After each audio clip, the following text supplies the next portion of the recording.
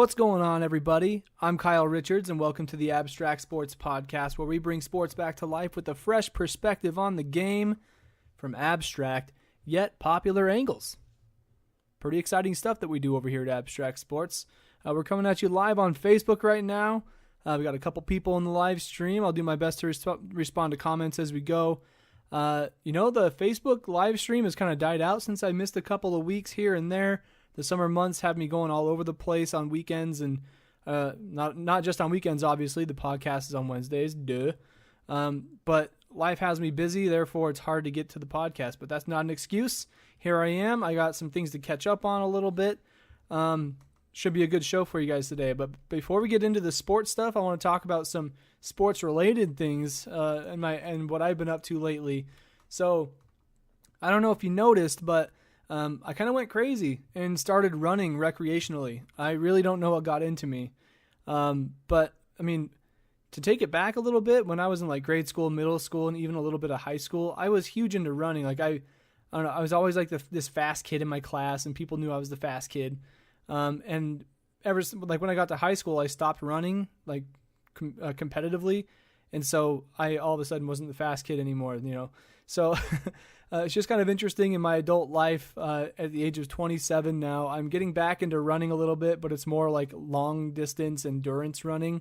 As I talked about a couple weeks ago in the last podcast, I ran this thing called the Firecracker 5K on the 4th of July. First time I've ever done a 5K, so that was pretty interesting. And then after that, I put together a review of my new running shoes that I bought after that 5K. And I'll leave that in the comments now in case you're interested. So maybe after the show, you can go check it out. I'll also leave it in the description on YouTube and on SoundCloud later in post-production. So let me go drop this in the comments here. And maybe I'll pin that comment. I don't know if I can anymore. Oh, there we go. Pin comment. Yeah, so I just pinned that comment. Go check out that video and talk about the shoes that I bought, but I also did a lot of pretty cool videography work around downtown Idaho Falls. You get to see some of the falls itself. I put together some pretty cool clips in there with some music added, so feel free to give that a watch after this show. In the meantime, I got some other stories I want to tell you guys. After I bought the new running shoes, my wife and I signed up for another 5K in Arco, Idaho, for this event that they put on called Atomic Days.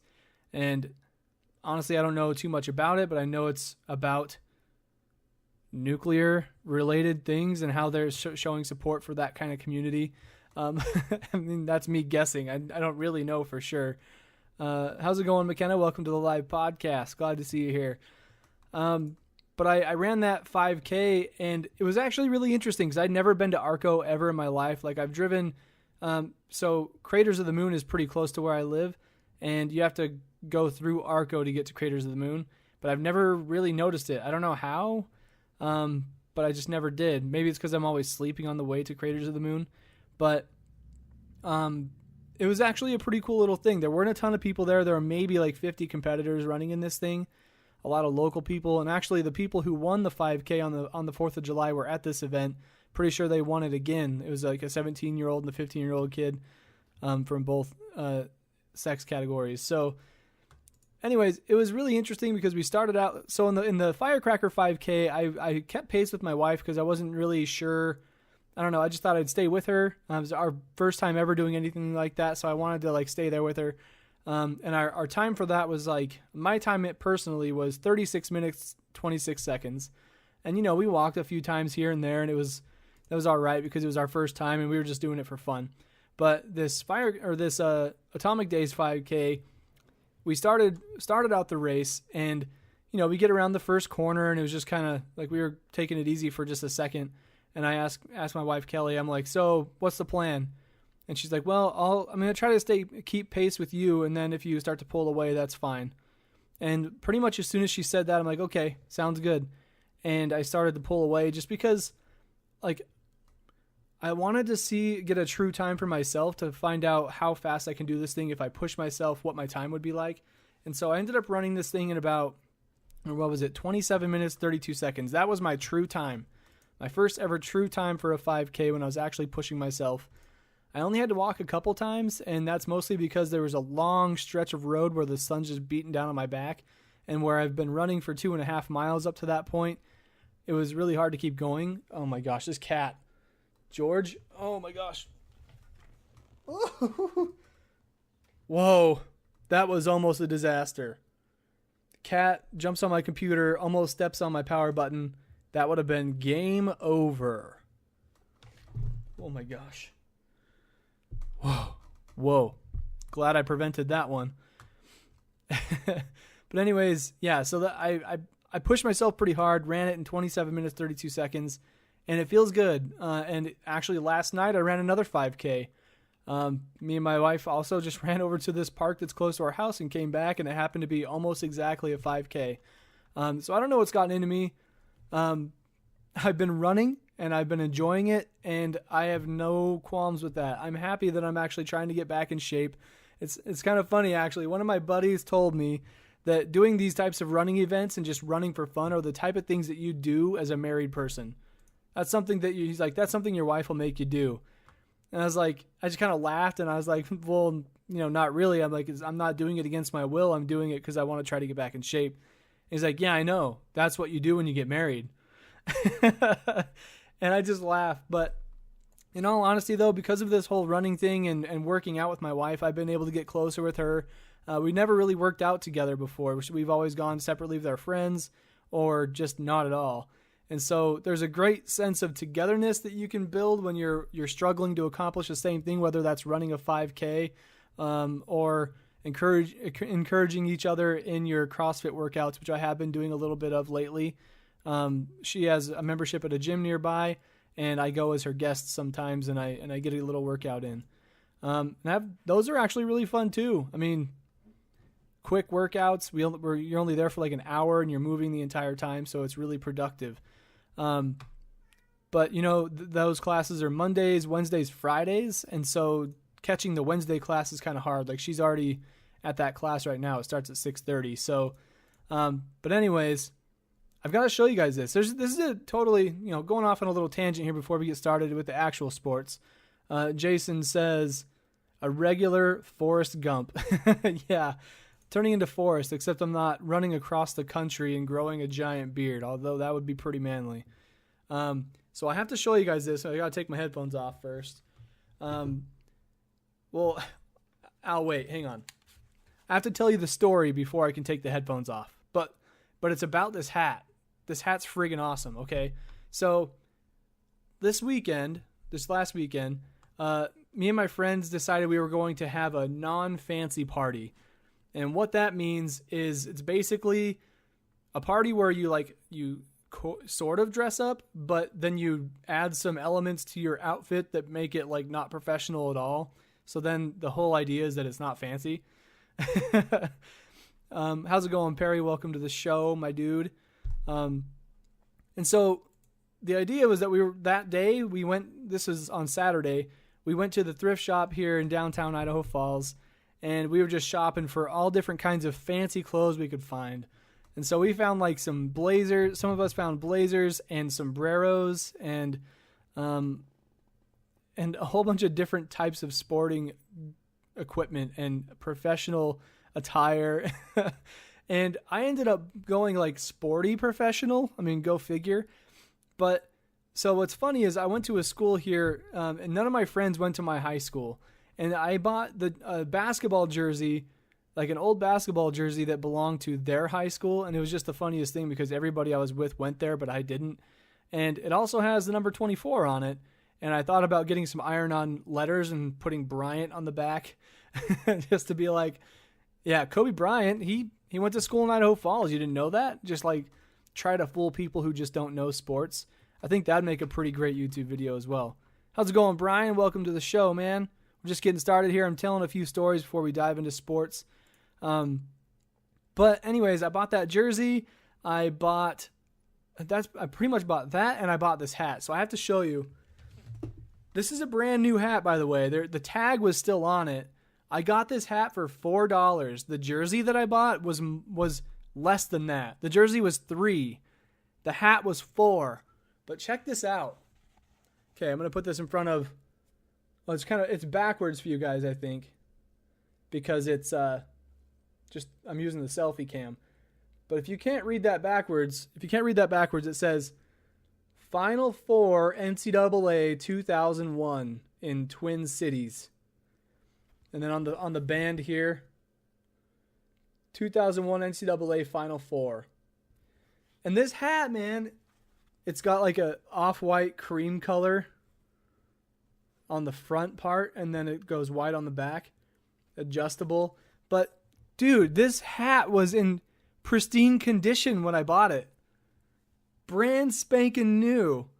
And so my outfit was really interesting that day, or for that party. It was like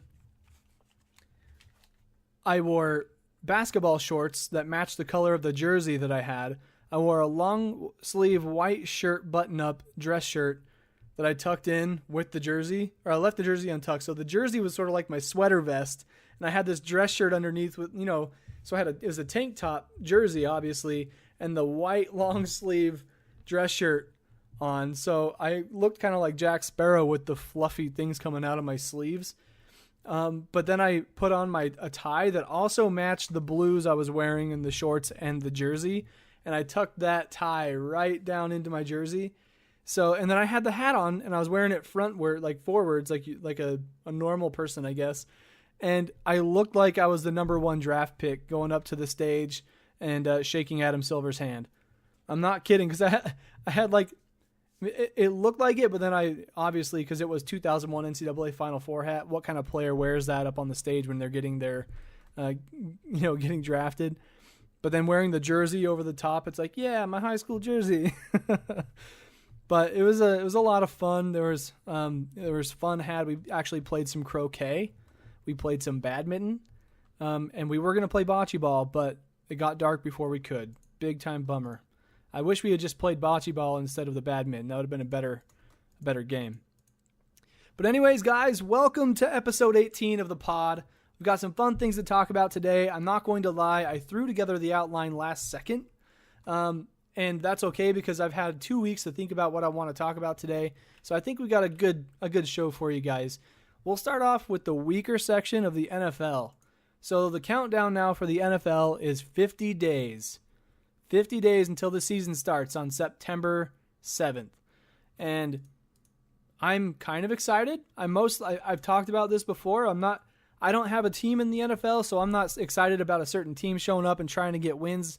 I'm more excited for the matchups that are going to happen this year and the players that are playing for particular teams. But there is a story that's going around that's it could affect the beginning of the NFL season, possibly, and it has to do with what our title is about. Ezekiel Elliott is in double trouble. Yeah, that's right. I don't know if you saw the video or the news or the headlines or what, but apparently he was up in a club. I don't know where he was at, but he was in the club, and he got into an altercation with the DJ. Like, of all the people at the party, you have to hurt the guy who is putting on the party. Like, he's getting the party jumping, and I don't know what he said to him, but apparently Ezekiel Elliott just rocked him, just punched him out. KO right there on the dance floor. KO on the dance flow, if you will. And apparently there's a video of the guy like on the ground, unconscious, and like rolling around trying to wake up. And it's like, dude, that's messed up. I mean, you don't know what he said. Maybe he said something about his mom. You got to defend your family's honor. But I don't know what he said. I should probably, there's no transcript of that event. But it kind of sucks, because Ezekiel Elliott was one of the best players in the NFL last year. Him and Dak Prescott were like the rookie duo that you don't see very often. I would argue that Ezekiel Elliott and Dak Prescott were up for Rookie of the Year, and the fact that Dak Prescott got it is only because he's quarterback. I think Ezekiel Elliott had the more impressive season. Although Dak Prescott did have to he had to replace Tony Romo, and then he also put Tony Romo out of a starting spot and basically forced Tony Romo to retire. But I mean, let's face it, he gets injured all the time anyways, and he's old. He probably should have retired. Sorry, Cowboys fans. But Ezekiel Elliott, man, after 1 year in the NFL and players on their team that have a history of being in trouble with the law and doing stupid stuff, he goes and does it himself. He punches a DJ, which is probably going to be like some harassment charge or something. But then not only that, I don't know if it's the same day or the day after, but he was driving like 100 miles an hour in a 70-mile-an-hour zone, and he got pulled over. And I saw things today in the news saying that the investigation of Ezekiel Elliott's events have been immediately suspended. So all the press that this stuff is getting, they're suspending the case, and I think it's a shady thing to do. It's very Roger Goodell-ish. I feel like he's in there somewhere. He's like, look, guys, he was one of our best publicity people in the NFL last year. We cannot let his reputation get burned this early. We got to cover this up. So I'm just imagining he reaches out and he's like, you know what? We can't let this happen. We got to make more money, and this is going to hurt our rankings. And probably because it's so old. Money. Yeah. The NFL does not want to lose money. And so I think it's so messed up to think about. But why else would they suspend that investigation? And the news came out like, oh, it's suspended. Like, this isn't important. No, this guy's only abusing people in public. It's just ridiculous. But hopefully he gets it figured out. I saw an interview with Tony Dungy where he was talking about, here, I'm going to actually hide the comments on my phone, and I'm going to look at the comments on my computer. That seems like a good thing to do. I can read everything here. But Tony Dungy in an interview basically said that they need to remove him from the lineup if the NFL is not going to suspend them themselves, because they need to save him from himself. And what that means, like, you got to give this guy a punishment of some sort going into the season to let him know that that's not okay. And if you do it internally as an organization, that really, really sends a message saying that if you do this again, you're probably going to lose your spot because somebody else is going to take your position and, step in for you and sub for you while you're suspended, and you could lose your job because of it. And after you had such a great year, why would you can't just go and throw that away. And you see it all the time, man. You see it all the time in sports. Like, players will make it big, and then they'll just blow their fortune on partying and doing these things that put them in situations where they misbehave or they lash out and they're not coherent, and so they do stupid stuff. And yeah, Brian, it sends a message to the team too. It lets the team know that the organization is behind them. They're not going to let this rookie, soon to be sophomore NFL player come in and think he can do whatever he wants and get away with it. The guy went to college for, I'm pretty sure, at least 3 or 4 years, I think. Most NFL players go the full time. I don't think they can. I don't really know. I can't say that. But you would think that he would be more mature enough to not go out and do this type of stuff. It's just ridiculous, man. And I just keep saying that. It's ridiculous, because you hear this stuff all the time. And I saw a meme and it's, NFL memes can be a little bit insensitive at times, but they put a picture up as like a bunch of prison mates in their orange garbs, like lined up for lunch or whatever, or lined up for check-in after recess or whatever you call it. And the tagline on the image was like, oh, check it out. It's all the Cowboys lining up for practice. And it's just like, oh my goodness. They have a bunch of criminals on their team. Is basically what they're saying. I think they had the Greg Hardy guy, the tight end who also played. No, it was just for them. I think he ended up murdering some people. I don't know. It's just terrible, man. I hate to see players just piss away their future like that. Just making stupid decisions. Like, be more responsible. You've got things to look after with your life. Your career just started.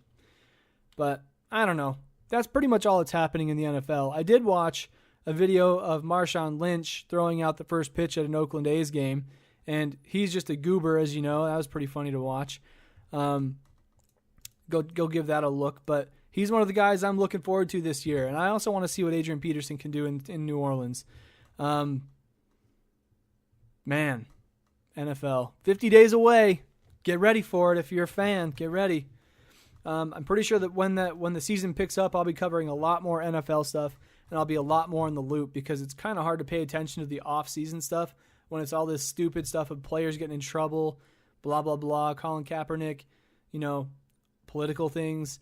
So I'd rather cover the actual footage of the games and talk about the fun parts in there. But speaking of first pitches and baseball and stuff, that's a terrible transition into baseball. So as we all know, Aaron Judge won the home run derby in explosive fashion.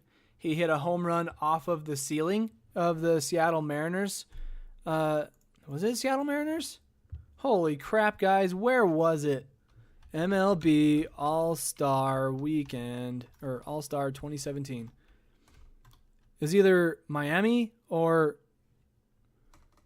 where is it? Come on, there's got to be something in that. Where was it?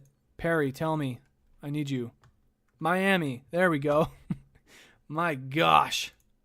I suck.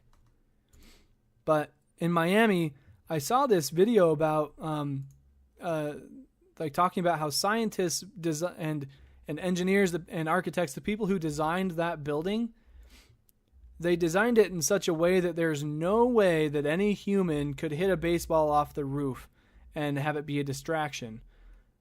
And they're like, just in case, we'll make a rule that if you hit it up into the air and it happens to hit the roof, that's technically a live ball. So if it hits the roof and goes over the fence, then that's still a home run. But if it hits the roof and drops in play, that's still a live ball, and the player has a chance to catch it. And then if it lands out of bounds in foul ball territory, it's a foul ball. I'm pretty sure that's how they put it.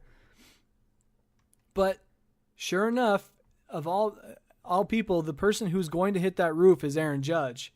I mean, in batting practice before the All-Star game, during the season, a couple games before that, he hit one 510 feet.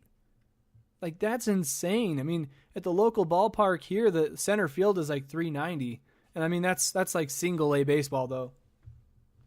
So I guess that makes sense. Sorry, one of my cats was making some suspicious noises and I didn't like it. Anyways, that's 2 cat things that have happened today. But Aaron Judge hit one off the roof and the crowd went crazy. They're like, what? What did I just witness? I can't believe it. But what's crazy about the home run derby is it turns out that the best competitor for Aaron Judge, he came in the first round. So Aaron Judge went up against Justin Bauer, and Bauer hit 22 home runs. Aaron Judge hit his 23rd home run on his last pitch, which is insane. That's so many home runs in one round. The closest to that was 17 by Gary Sanchez. But, I mean, everybody was saying that his biggest competitors were going to be Giancarlo Stanton and Cody Bellinger. But it turns out it was the number 7 seed who was his closest and toughest competition, having 1 fewer home runs than him with 22. That's just insane, man. Because, I mean, after that, Aaron Judge went on to go up against Cody Bellinger. He still only hit 1 more than Bellinger. But seriously, though, I mean, 23 in one round and then going to 13 and still winning. I mean, it just sucks that Justin Bauer went against him in the other bracket because, if Justin Bauer was in the end with him, that would have been a hell of a showdown. 23 to 22 home runs coming down to the wire. That would have been a beautiful home run derby. But apparently, it was super fun to watch. I didn't watch it. I was busy. Go figure. Doing other grown-up things besides watching sports. I know it's terrible. But apparently it was very exciting to watch. And, there have been years where it's not so much that way. But one thing I can appreciate about the All-Star game when it comes to the MLB is that they actually try. The defense and the offense are all they're there. Whereas in the NBA, it's totally different. And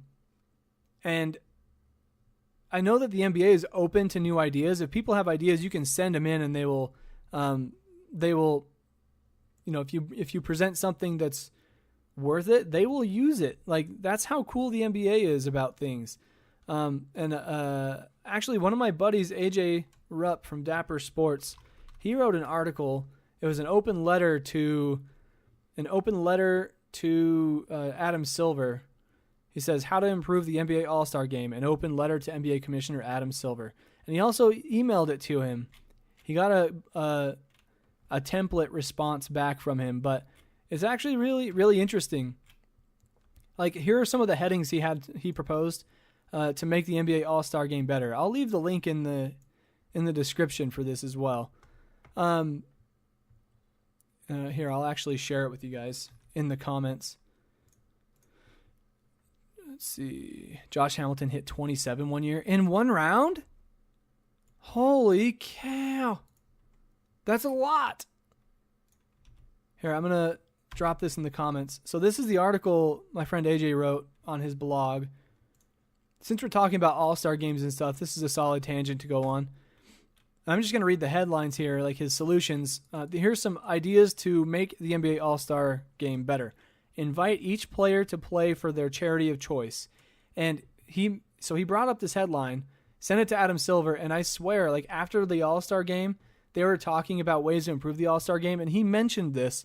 I don't know if AJ thought of this himself or if he heard of it somewhere else and he's trying to generate traction for it, but I like to think it's original, and he sent his letter to him, the article is well written enough, and it's from a credible source. Why wouldn't you read it? So, invite each player to play for their charity of choice. That would make them want to compete. It says each player will be invited to represent a charity about which they are passionate. During the game, each player will have a special patch on their jersey, preferably over their hearts. Oh, nice touch, AJ, to highlight their charity of choice. That is beautiful. That would make everybody want to compete to win the money for their charity. Here's more. Offer a monetary reward that will be split between each member of the winning team and donated to each winning player's charity of choice. So the charity thing is still involved there.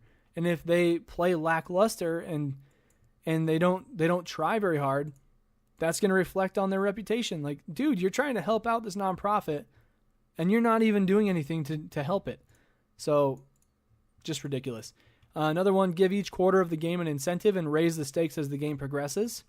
And then it says, why award the donations by points per quarter instead of the total score? So it even breaks it down.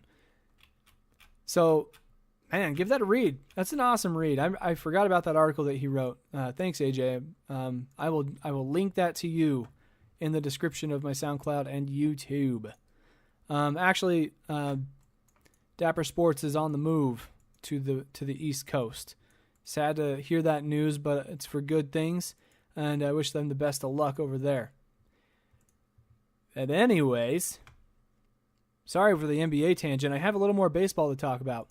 So I've been going to the local baseball games here, the Idaho Falls Chuckers. You saw me the one time repping the Idaho Falls Chuckers hat on the podcast. But I have to talk about a few things. They give away so many free tickets, man. It's crazy. Like one of the banks here in town, they gave out like 2,500 tickets to the games. Just general admission, you can go any night. And so like the first night that they had that event, or since they gave out the tickets, was freaking packed. Like we usually sit third base line because that's where you get the most shade. It's pretty hot in the evenings. But we get there. I mean, we got there a little bit late, okay? We got there a little late. And it's probably my fault. But we wanted to get some dinner before the game because the prices are super expensive there.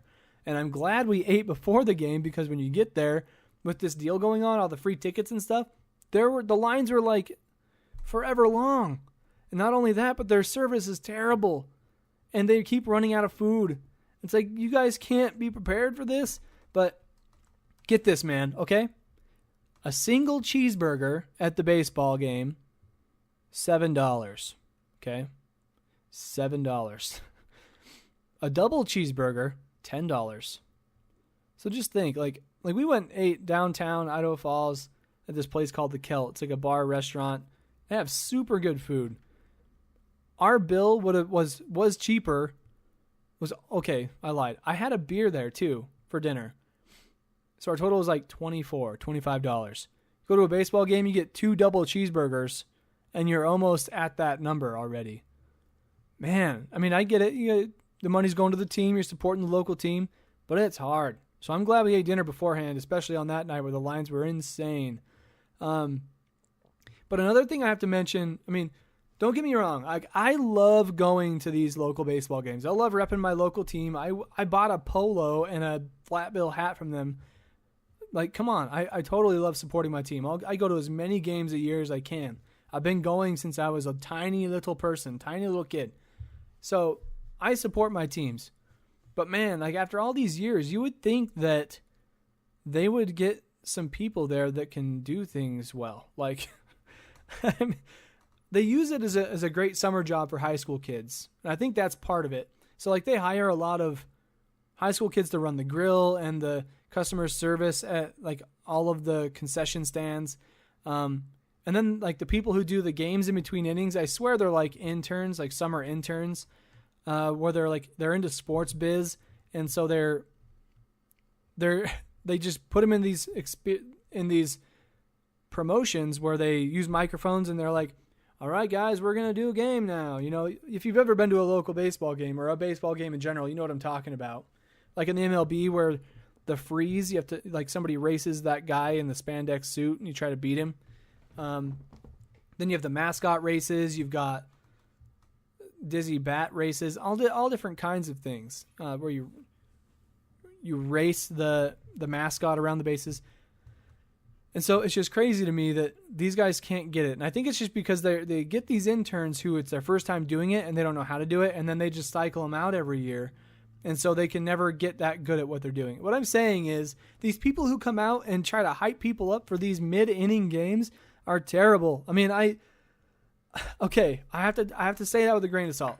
What I mean is I'm glad that they're getting the experience they need for their career or whatever they're doing.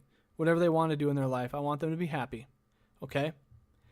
But I swear, I'm about this far from applying for one of those marketing positions in the evenings where I get to run those games and I get to hype people up because I feel like I could do a pretty good job of that. Like, there's one guy there who crushed it one time this year, and then after that, they give the mic over to somebody else, and they're like, we're gonna play this game, guys. Let's hear some noise for this person. And the crowd's like, yay. And then they're like, all right, go ahead, do the thing that we do in this game. And they do it, and there's like no cheer, and it's just silence. Crickets, man. And I'm like, you got to get the people going. You got to get them amped, man.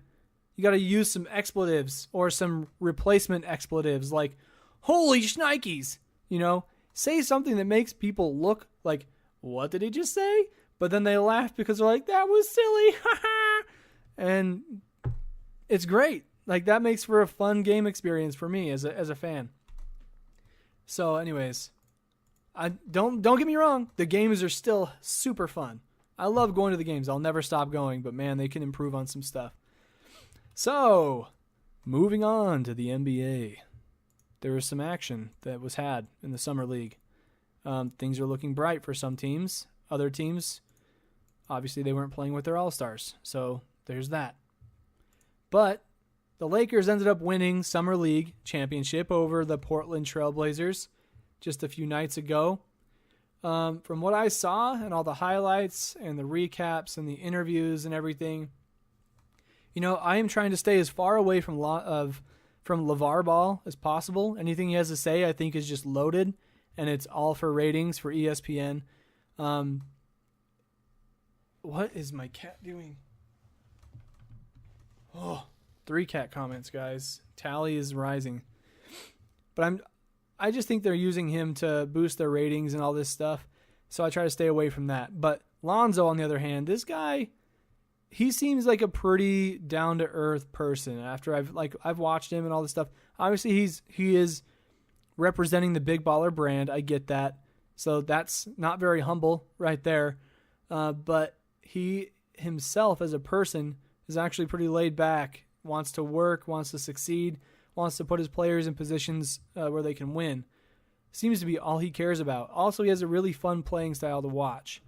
But, I mean, it's not just Lonzo Ball that gives the Lakers a bright future. They've got Kyle Kuzma, Vander Blue, who was the MVP of the G League, and then this guy named Alex Caruso. I think he's a sub. He comes off the bench for Lonzo.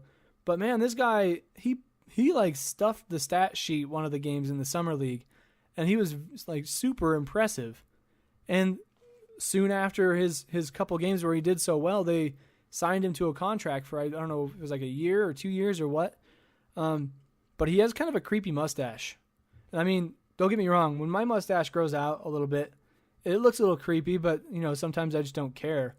But this guy's on TV. Okay, I'm on the internet. I get it. I'm also in the wrong here.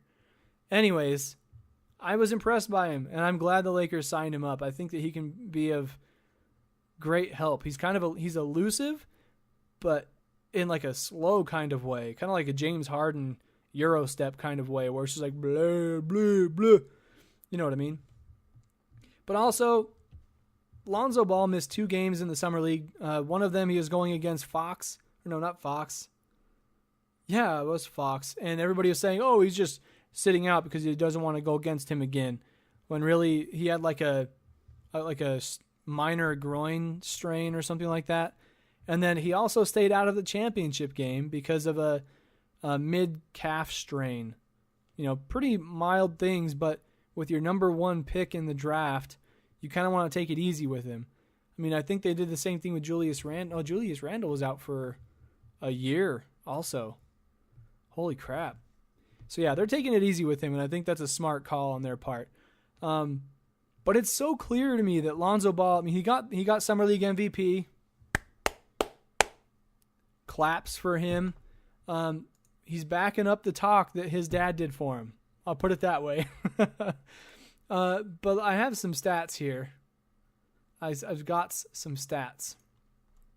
So in Summer League, holy crap, he averaged 32.5 minutes, shot 38%, 24% from 3, 77% free throws.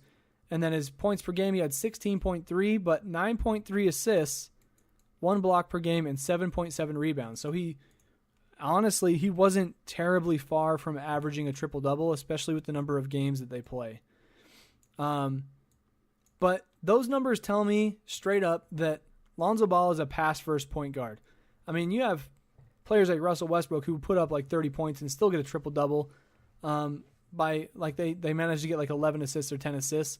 That's because he just has the ball in his hands a lot. Well, Lonzo Ball, like, he passes more than he shoots. Much more than he shoots. And it's exciting to watch, too, because he makes some crazy passes. But I'm not going to lie. I mean, I'm a Lakers fan. I don't talk about the Lakers specifically all that much. But they did so well in Summer League. When you win the championship like that, with a young roster like that, I mean, obviously Summer League is for young players. I get it. But that's a great step for the Lakers. I mean, they're one of those organizations that have been on top several times throughout history and for extended periods of time, like Kobe's era, Kareem and Magic, like those two things right there, Wilt Chamberlain way back. So the Lakers have a history of winning, and it seems like they're starting to get a little bit of that edge back again. Perry says, boo. I didn't see when that comment came in, but I think you were saying the best to going to baseball games. I know Perry goes to a lot of Rangers games. But I can't wait to watch Lonzo play with Jordan Clarkson, Julius Randle, and Brandon Ingram more. I mean, their lineup is so young. Like, and the potential for them this year is so nice. It's so bright. And so I think I've got a few games on my calendar. I haven't checked the schedule yet. I don't even know if it's out. But next basketball season, I'm going to a Lakers game. I want to see Lonzo Ball play. And that has nothing to do with Big Baller Brand. Nothing at all.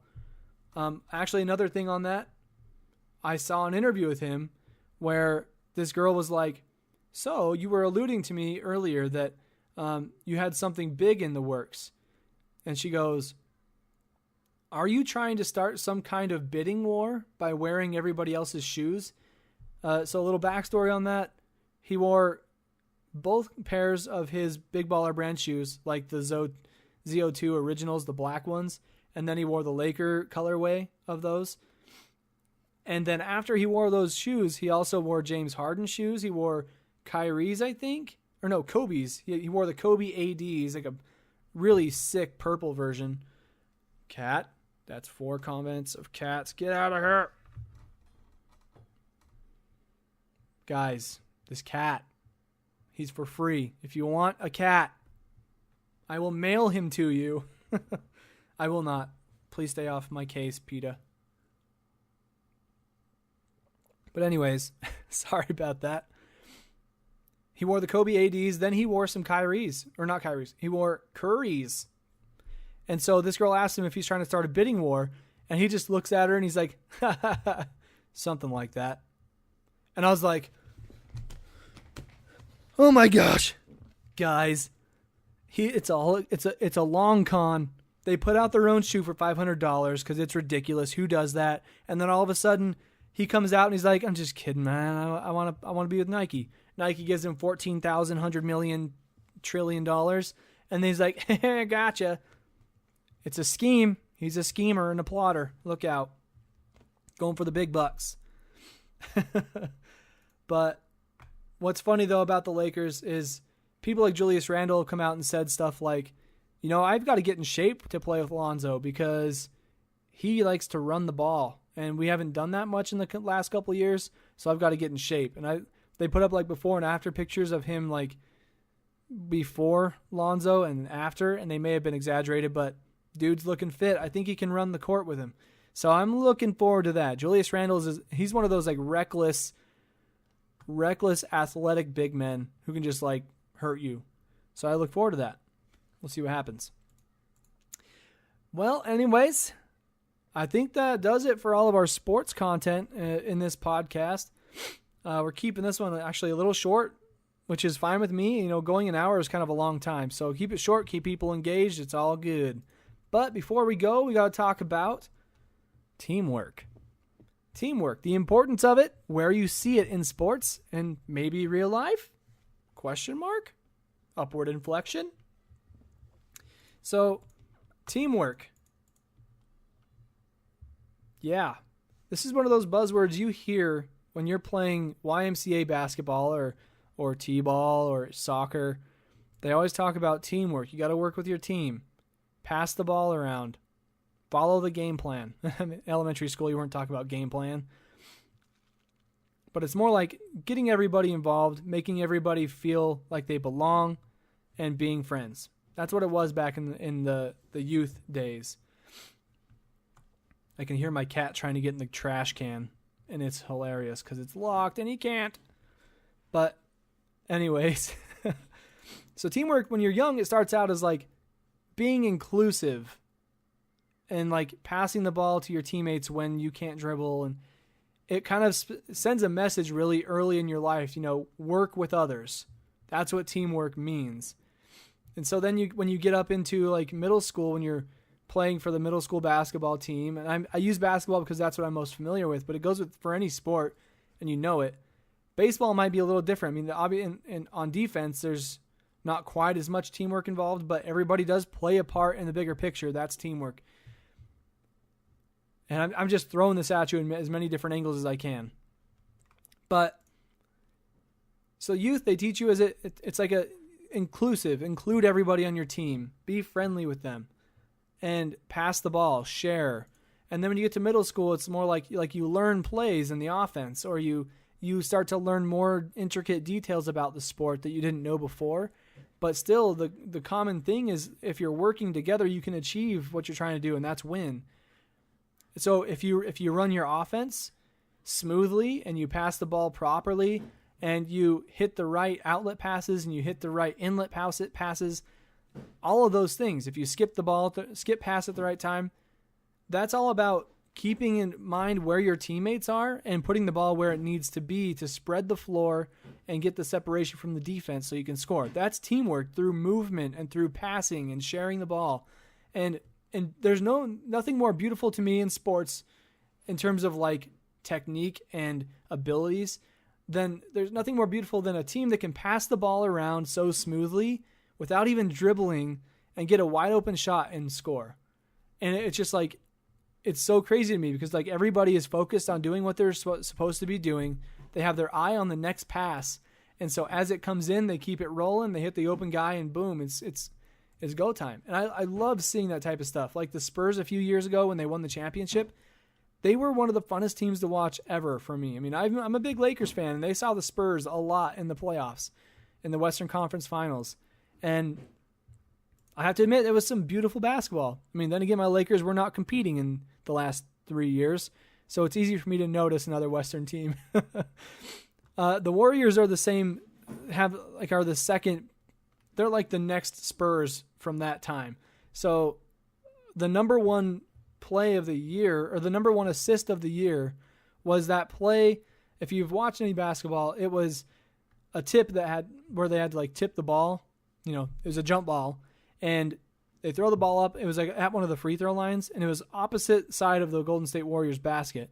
So the ref throws the ball in the air, and I think it was Zaza Pachulia gets the tip, tips it back to Draymond Green, who then outlet passes it straight down to Steph Curry, who just catches it and throws the ball up backwards over his head for Kevin Durant to come by and throw it down. The ball didn't touch the ground once off of a tip-off on the other side of the court. That is teamwork, and that's knowing where your players, your teammates are. So they're in the position where they need to be, and if you know that, you just get the ball to them, and they're going to get it to the next spot. So it's like everybody is thinking a play ahead, and I think that's such great teamwork. So another place I can mention teamwork would be like in the NFL. Like one of the craziest bits of teamwork I think in the NFL is like in the offensive line. For example, like you're running a run play where you're trying to create a gap for the running back to get through. So as a lineman, you have to know like which direction you're going, what moves to use. So you have like your own agenda, but at the same time, by you moving this way, him moving this way, and the other two guys going the other way, you're creating a gap in the center.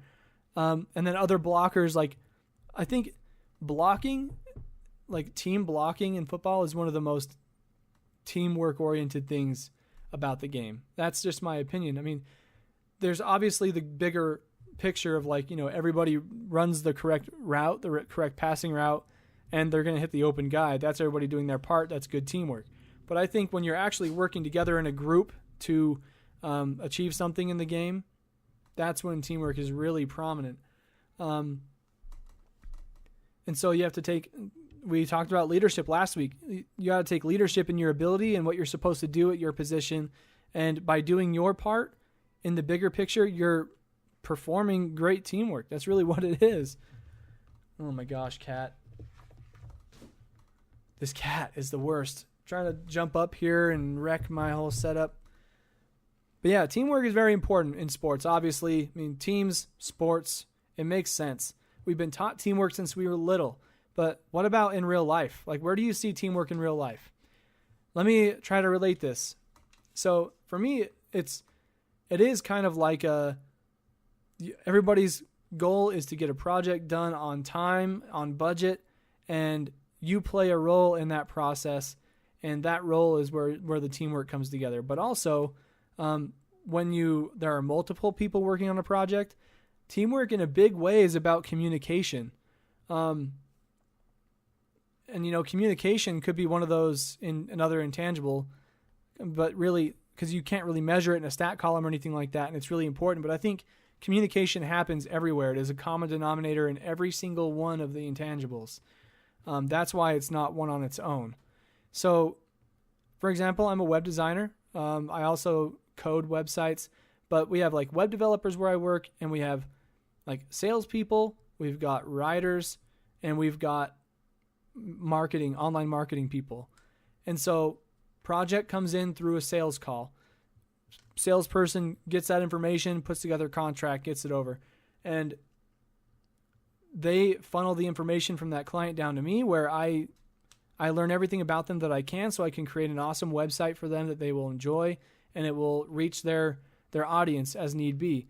So I'm taking their piece of communication, translating that into a visual design for the client and their service, whatever they offer, or their product.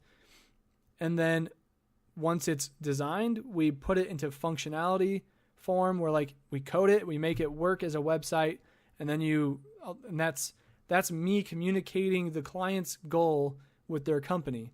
So communication, yet again, visual communication. And then from there, it goes into user experience, and that's a form of communication where you're interacting with the website with your mouse, you're scrolling through, you're clicking on things, you're ultimately putting the important information in front of them. So it's all just communication, and people take that in different ways. I mean, we're getting more and more image oriented these days.